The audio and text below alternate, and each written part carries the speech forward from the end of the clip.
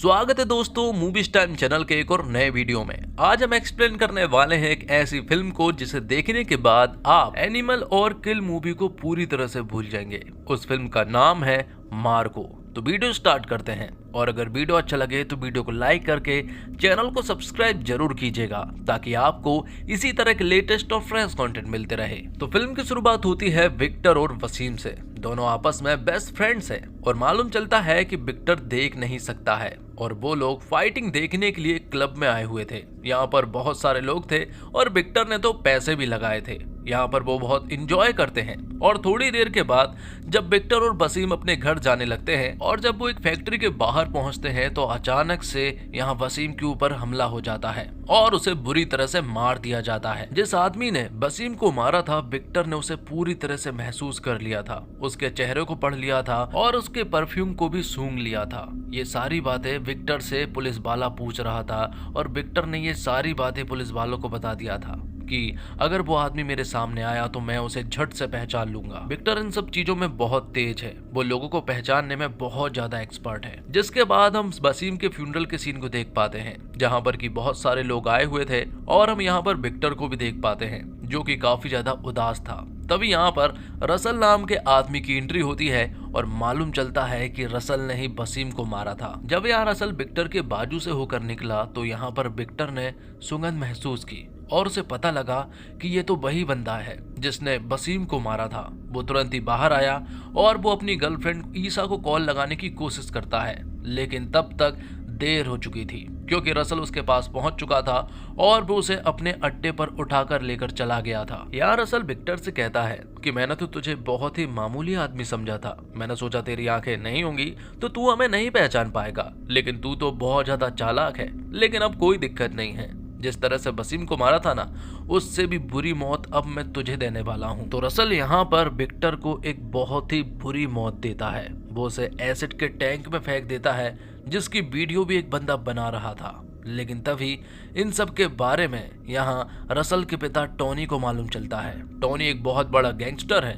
और उसे मालूम चला कि उन लोगों ने विक्टर को बुरी तरह से मार दिया है। तो टोनी यहाँ अपने बेटे रसल से कहता है कि तुमने जिसको मारा है ना वो मार्को और जॉर्ज का भाई है। अगर उन्हें ये बात मालूम चली कि उसे हम लोगों ने मारा है तो वो लोग हमारे पूरे के पूरे वंश को मिटा देंगे। अब तुम्हें सिर्फ एक ही काम करना है, तुम्हें विक्टर की बॉडी को इस तरह से ठिकाने लगाना है कि उन्हें नामो निशान ना मिले। लेकिन यहाँ पर पुलिस को विक्टर की बॉडी मिल जाती है जिसे पूरी तरह से एसिड में जला तो दिया गया था, लेकिन उसका एक छोटा सा पार्ट बच गया था जो कि पुलिस को पता लग जाता है। जब उसका पोस्टमार्टम और फॉरेंसिक वालों के पास उसकी बॉडी भेजी जाती है तो मालूम चलता है कि उस आदमी को एसिड से जलाकर मारा गया है और उसकी पहचान भी हो चुकी थी जिसका नाम विक्टर है। और विक्टर के बड़े भाई जॉर्ज को जब ये बात मालूम चली तो उन्हें तो एक सदमा सा लग चुका था। यहाँ हमें मालूम चलता है कि जॉर्ज टोनी से भी बड़ा गैंगस्टर है, टोनी तो उसके नीचे ही काम करता है। जॉर्ज का एक भाई और है जिसका नाम मार्को है,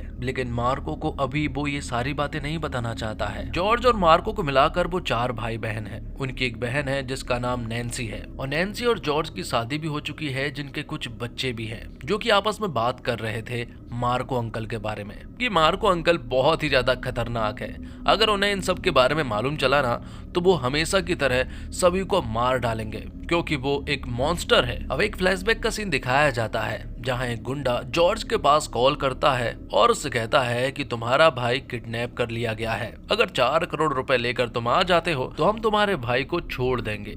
ये देखकर जॉर्ज डर जाता है और वो अपने भाई विक्टर को ढूंढने लगता है क्योंकि उसे मालूम है कि किडनैप तो विक्टर ही हुआ होगा। लेकिन जब उसे मालूम चला कि किडनैप मार्को हुआ है तो वो और भी ज्यादा टेंशन में चला जाता है क्योंकि अब सामने वालों का क्या होगा यही वो सोच रहा था। जिसके बाद हम मार्को को देखते हैं जिसे कुछ लोगों ने बंदी बनाकर रखा था, लेकिन मार्को यहाँ पर उन्हें इतने ब्रूटल तरीके से मारता है कि अगर वो मैं सीन दिखा दूं तो वो सारे सीन सेंसर में अटक जाएंगे। अब आगे हमें एक बात और मालूम चलती है कि मार्को जो है वो दरअसल में इनका सगा भाई नहीं है बल्कि सौतेला भाई है। जॉर्ज के पिता ने उसे गोद लेकर आए थे और जॉर्ज की बहन नैन्सी चाहती है कि उनकी जमीन का बंटवारा हो जाए जिसके 3 हिस्से हों क्योंकि मार्को को तो कुछ भी नहीं मिलने वाला क्योंकि वो सौतेला है। लेकिन विक्टर कहता है कि मुझे जमीन अमीन नहीं चाहिए, मुझे तो सिर्फ मार्को के साथ रहना है क्योंकि मार्को ही मेरी संपत्ति है। विक्टर मार्को को बहुत मानता था और मार्को भी विक्टर को बहुत ज्यादा मानता था। दोनों भले ही सौतेले भाई थे, लेकिन अगर कोई सगे भाई भी होते ना तो उनकी तरह भाई नहीं हो पाते। तो अब सीन प्रेजेंट में आ जाता है जहां पर कि हम जॉर्ज को चर्च में देख पाते हैं, जहां पर कि वो उसे श्रद्धांजलि दे रहा होता है। यहाँ पर टॉनी और रसल भी आए हुए थे और फिर थोड़ी देर के बाद ही एंट्री होती है मार्को की। मार्को यहाँ पर पहुंचा और डायरेक्ट वो बोलने लगा कि वो अपने भाई विक्टर का बदला लेकर जरूर रहेगा। जिसने भी उसे मारा है मैं उसे जान से मार दूंगा। जॉर्ज यहाँ मार्को को समझाने की कोशिश करता है कि हमें थोड़े ठंडे दिमाग से काम लेना होगा। ये काम किसने किया है हमें नहीं मालूम है और अभी तक ये भी नहीं पता चल पाया है कि उसे किस तरह से मारा गया है।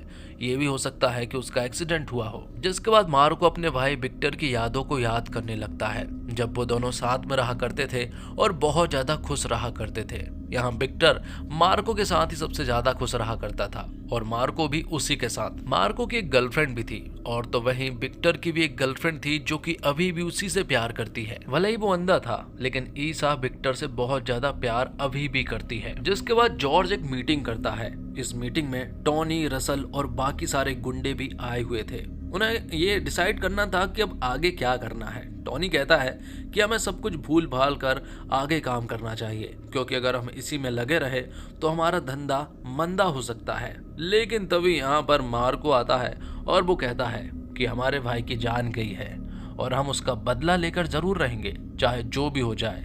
धंधा कितना भी मंदा होता रहे लेकिन बदला तो बदला होता है। जिसके बाद हम इंस्पेक्टर सत्यम को देखते हैं जो कि विक्टर की मर्डर मिस्ट्री को इन्वेस्टिगेशन कर रहा था कि आखिर उसे किसने मारा होगा। वो उस फैक्ट्री के बाहर जाकर भी पता करता है लेकिन कुछ भी नहीं पता चलता है। तो वही टॉनी को एक बात बहुत अच्छे से समझ आ चुकी थी कि जॉर्ज और मार्को इस तरह से तो नहीं बैठने वाले।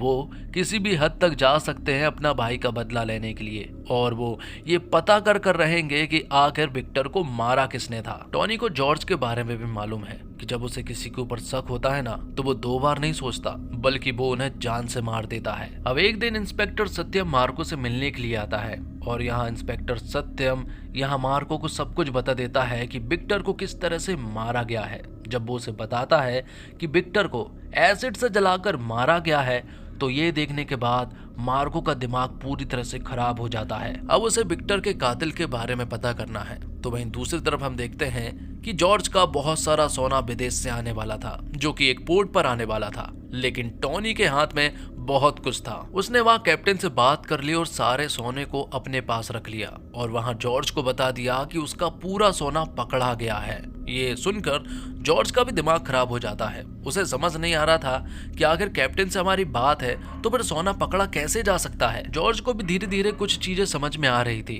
कि कोई अंदर का ही आदमी है जो कि मिला हुआ है। ये चीज टॉनी ने भी महसूस कर ली थी। टॉनी को ये बात भी मालूम है कि अगर जॉर्ज ने पता करने की कोशिश की कि इन सब के पीछे कौन है तो हमारा नाम सामने जरूर आ जाएगा। इसलिए टॉनी चाहता है कि जॉर्ज को मार दिया जाए। इसलिए देवराज नाम का एक आदमी जॉर्ज को मारने के लिए कार में पहुंच जाता है। वो उससे बात करता है और उसे बुरी तरह से घायल कर देता है। किस्मत खराब थी कि जॉर्ज बच गया। थोड़ी देर के बाद ही मार्को भी हॉस्पिटल में आ जाता है और अब मार्को को भी बहुत अच्छे से मालूम चल चुका था कि ये कोई बाहर लोगों का काम नहीं है बल्कि कोई अंदर के ही लोग हैं, जब तक कि उसे ऐसा लग रहा था कि ये किसी बाहर वाली गैंग का काम है। तो वहीं टॉनी भी एक चाल चलता है और वो मार्को को बता देता है कि ये काम देवराज का है और हमने देवराज के पीछे भी लोगों को लगा दिया है, हम उसे जल्द से जल्द मार डालेंगे। तो वहीं टॉनी भी देवराज को बाहर भेज देता है। जिसके बाद हम इंस्पेक्टर सत्यम के पास राज नाम के एक रिपोर्टर को देख पाते हैं। राज दरअसल में यहाँ पर इंस्पेक्टर सत्यम को कुछ चीजें बताने वाला है क्योंकि उसके पास एविडेंस है। उसके पास फैक्ट्री की वो क्लिप है जब यहाँ वसीम को मारा गया था। उस क्लिप में क्लियर दिखाया गया था कि रसल ने ही वसीम को मारा था और वहीं पर विक्टर भी मौजूद था। ये क्लिप तुरंत ही इंस्पेक्टर सत्यम डीसीपी को बताने के लिए जाता है, लेकिन डीसीपी तो खुद टॉनी के साथ मिला हुआ है। वो सब कुछ टॉनी को बता देता है और उस क्लिप को भी अपने पास रख लेता है। तो जब टॉनी को ये बात मालूम चली तो टॉनी फिर से सबूत मिटाने में लग जाता है। वो रिपोर्टर राज को जान से मरवा देता है। लेकिन आगे हमें मालूम चलता है कि इंस्पेक्टर सत्यम ने एक क्लिप अपने पास भी रख ली थी वो क्लिप बुझाकर जॉर्ज को बता देता है। जॉर्ज को जब ये बात मालूम चली तो वो समझ गया था कि इन सब के पीछे टॉनी का हाथ है और अब वो जल्द से जल्द मार्को को बताना चाहता है और उसे सतर्क करना चाहता है। तो वहीं हम मार्को को देखते हैं जो कि देवराज को ढूंढने के लिए जा रहे थे और उसके साथ रसल भी मौजूद था। जॉर्ज तुरंत ही मार्को के पास कॉल करता है, लेकिन तब तक थोड़ी देर हो चुकी थी। रसल ने यहाँ पर मार्को को पकड़ लिया था और वो उसे बेरहमी से मारने लगे थे। वो उसे एक जंगल में ले जाते हैं और वहां उसके दोस्त और मार्को को बुरी तरह से मारना स्टार्ट कर देते हैं। यहाँ ऐसा लग रहा था जैसे मार्को को भी ये लोग मार डालेंगे, लेकिन ऐसा नहीं हुआ, क्योंकि जब मार्को को मालूम चला कि रसल ने ही विक्टर को मारा है और जिस तरह से मारा गया है वो सुनकर मार्को को गुस्सा आ जाता है और वो इन लोगों को चुन चुन कर इतने बुरी तरीके से मारता है कि कोई देख ले तो वो तो पूरी तरह से हैरान रह जाए। आखिर में मार्को का गुस्सा भी पूरी तरह से ठंडा नहीं हुआ था, क्योंकि उसने रसल को नहीं मारा था। जब वो रसल को मारने के लिए उसके पास जाता है तभी रसल यहाँ पर उसके पिता टॉनी से बात कर पाता है और वो उसे बताता है कि विक्टर की गर्लफ्रेंड ईसा उनके कब्जे में है जो कि प्रेग्नेंट है, तो अगर तुम मुझे मारोगे तो वहां 2 लोगों की जान जाएगी। ये देखकर यहाँ पर मार्को रुक जाता है, लेकिन मार्को अभी भी शांत नहीं बैठने वाला था। वो तुरंत ही देवराज के पास जाता है। उसने उसे किडनैप कर लिया था। वो उसे एक टैंकर में बंद कर देता है और वहां बहुत सारे बॉम्ब लगा देता है। वो उससे पूछता है कि आखिर ईसा कहाँ पर है, अगर वो उसे पता बता देगा तो मैं उसे छोड़ दूंगा। यहाँ पर देवराज ने उसे पता बता दिया, लेकिन मार्को ने देवराज के चीथड़े उड़ा दिए थे। तो देवराज ने जिस पते के बारे में बताया है वो दरअसल में टॉनी का अड्डा है और वहां पर बहुत सारे गैंगस्टर हैं। लेकिन फिर भी मार्को यहाँ पर ज्यादा अपना दिमाग नहीं लगाता, वो तो वहां पहुंच चुका था।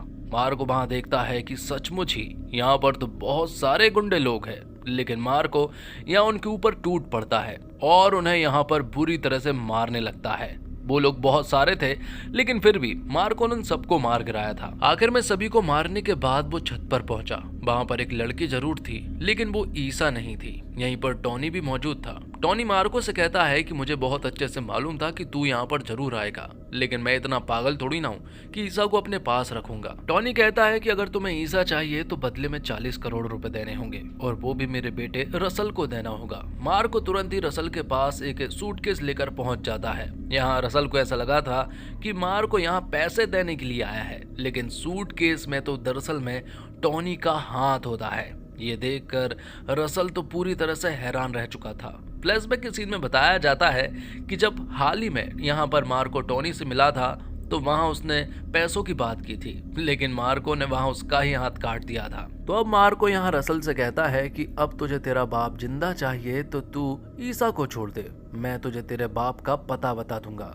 तो यहाँ थोड़ी देर के बाद ही रसल ईसा को छोड़ देता है, जो कि एकदम सही सलामत थी, उसे कुछ भी नहीं हुआ था। बाद में यहाँ मार्को ने टॉनी का पता बता दिया था, जो कि बहुत ही बुरी हालत में था। वो एक छोटे से कमरे में था और उसके ऊपर एक एसिड का टैंकर भी टंगा हुआ था। अगर उसे हिलाने की कोशिश भी की ना तो उसके चीथड़े बगड़ जाएंगे, लेकिन यहीं पर कुछ बॉम्ब भी लगे हुए थे। जैसे ही वो उसके नजदीक जाते हैं तो वो एक्टिवेट हो जाता है और यहाँ पर सभी लोग बाहर भाग जाते हैं और टॉनी की बहुत ही बुरी तरह से मौत हो जाती है।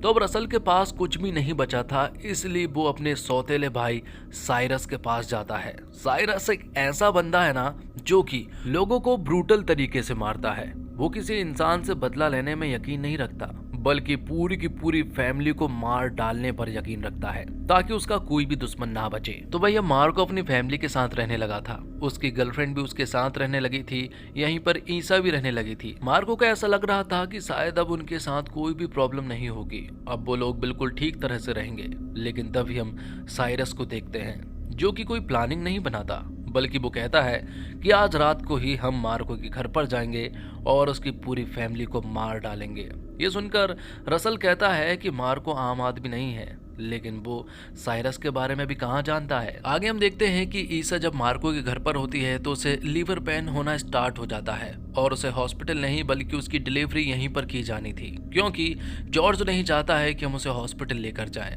क्योंकि खतरा बहुत है। लेकिन तभी उनके घर का पावर कट हो जाता है और यहाँ जॉर्ज को समझ आ चुका था कि साइरस जरूर उनके ऊपर अटैक करने वाला है। बहुत सारे लोग उनके अंदर घुस जाते हैं और फायरिंग करना स्टार्ट कर देते हैं, जिसके बाद हम देखते हैं मार्को को, जो कि साइरस का ही इंतजार कर रहा था। थोड़ी देर के बाद यहाँ पर साइरस भी घुस जाता है उसके लोगों के साथ और वो पूरे घर में तबाही मचाना स्टार्ट कर देते हैं। जॉर्ज की फैमिली में जितने भी लोग हैं, यहाँ तक कि बच्चों तक को साइरस ने मार डाला था। साइरस ने मार्को की फैमिली के हर एक मेंबर को मार डाला था और उन्हें इस तरह से मारा था कि अगर आप वो सीन देख ले तो जरूर आपको उल्टी हो जाएगी। इसे देखकर पता लगाया जा सकता है कि साइरस कितना खूंखार विलन है। लेकिन उन्होंने एक गलती कर दी थी क्योंकि उन्होंने यहाँ पर मार्को को छोड़ दिया था और अब मार्को कुछ ही देर के बाद पूरी तरह से तैयार हो जाता है अपनी फैमिली का बदला लेने के लिए। साइरस ने मार्को को इसलिए छोड़ा था क्योंकि वो उसे दर्द महसूस करवाना चाहता था कि फैमिली का मरने का दुख क्या होता है। लेकिन उसने ये बहुत बड़ी गलती की थी कि उसने मार्को को जिंदा छोड़ दिया। थोड़ी देर के बाद हम मार्को को देखते हैं जो कि साइरस के अड्डे पर पहुंच चुका था। यहाँ पर भी बहुत सारे लोग मौजूद थे, लेकिन मार्को सूट बूट पर होने के बावजूद इन सभी लोगों से भिड़ जाता है और उन्हें बहुत ही ब्रूटल तरीके से मारने लगता है। जिस तरह से साइरस ने मार्को की फैमिली को मारा था, यहाँ पर मार्को साइरस के पूरे गुंडे को उसी तरह से मारता है। आखिर में मार्को यहाँ पर रसल के छाती में एक मुक्का मारकर उसके छाती से दिल निकाल लेता है। यहाँ साइरस के पास ईसा का बच्चा भी है जो कि उसने कल रात को अपने पास रख लिया था। उसे वो एसिड में मारने की धमकी दे रहा था, लेकिन मार्को कहाँ डटने वाला था। वो यहाँ पर साइरस की गर्दन काट देता है और ईसा के बच्चे मतलब कि विक्टर के बच्चे को बचा लेता है। और इसी के साथ ये फिल्म यहीं पर समाप्त होती है। तो दोस्तों, उम्मीद करता हूँ आपको वीडियो पसंद आई होगी। वीडियो पसंद आई हो तो वीडियो को लाइक करके चैनल को सब्सक्राइब जरूर कीजिएगा ताकि आपको इसी तरह के लेटेस्ट और फ्रेश कंटेंट मिलते रहे। मिलते एक और कमाल की वीडियो के साथ, तब तक के लिए आप हमारे चैनल के साथ बने रहिए। धन्यवाद। जय हिंद, जय भारत, जय श्री राम।